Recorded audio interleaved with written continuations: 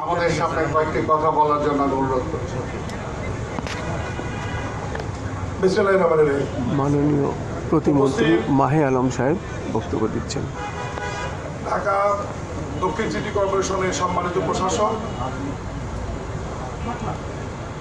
সম্মানিত স্বরাষ্ট্র সচিব মহোদয়, মাননীয় প্রধানমন্ত্রীর অতিরিক্ত প্রেস সচিব আতিকুর রহমান রুমন, ঢাকা বিভাগীয় কমিশনার, ডিএমপির কমিশনার সহ সিটি কর্পোরেশন, সিভিল এবং পুলিশ প্রশাসনের ঊর্ধ্বতন কর্মকর্তাবৃন্দ এবং প্রিয় সাংবাদিক ভাইরা, আসসালামু আলাইকুম। আমার নাম আসলে মাহে আলম না, মীর শাহে আলম। ইতিমধ্যেই আমাদের মাননীয় প্রশাসক আপনাদেরকে এই ঐতিহাসিক ঐতিহ্য জাতীয় ঈদগাহ ময়দানের ব্যাপারে বলেছেন।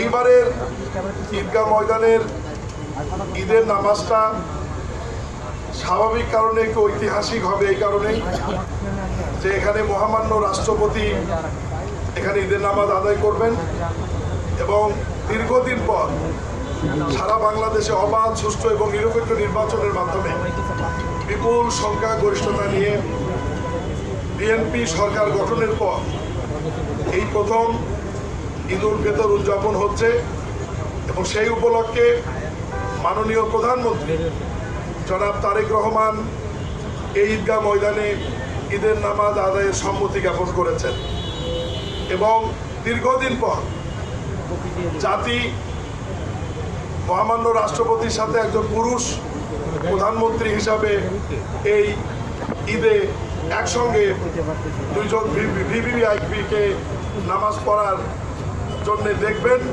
এবং যে সমস্ত মুসল্লিরা এখানে উপস্থিত থাকবেন তারা তাদের সঙ্গে সাক্ষাৎ করতে পারবেন এবং দেখতে পারবেন।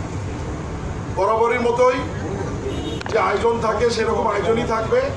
ইতিমধ্যেই প্রশাসক মহোদয় বলেছেন এর বাইরেও একটা মেডিকেল টিম এখানে থাকবে, অজুর ব্যবস্থা থাকবে, ভদ্র মহিলাদের জন্য, মুসল্লিদের জন্য আলাদা ব্যবস্থা থাকবে, সাধারণ মুসল্লিদের জন্য আলাদা ব্যবস্থা থাকবে, পুরুষ এবং মহিলা মিলে সহ কম বেশি প্রায় 40,000 মুসল্লিদের এখানে আমাদের ব্যবস্থা থাকবে। প্রতিমন্ত্রী শাহে আলম বক্তব্য দিচ্ছেন, ব্রিফ দিচ্ছেন সাংবাদিকদের।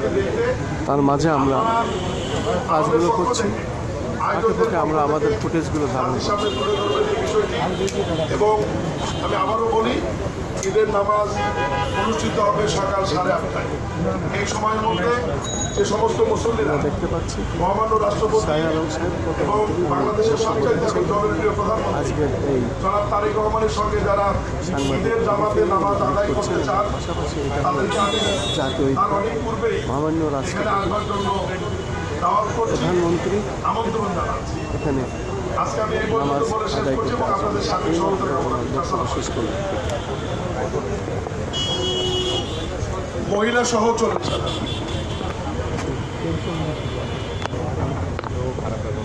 আমাদের বিভাগীয় কমিশনের নেতৃত্বে একটি কমিটি রয়েছে।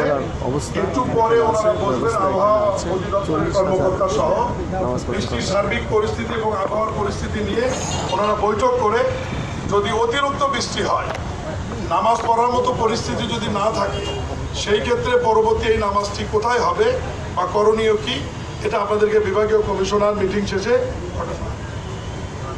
একটু পরেই উনি এসে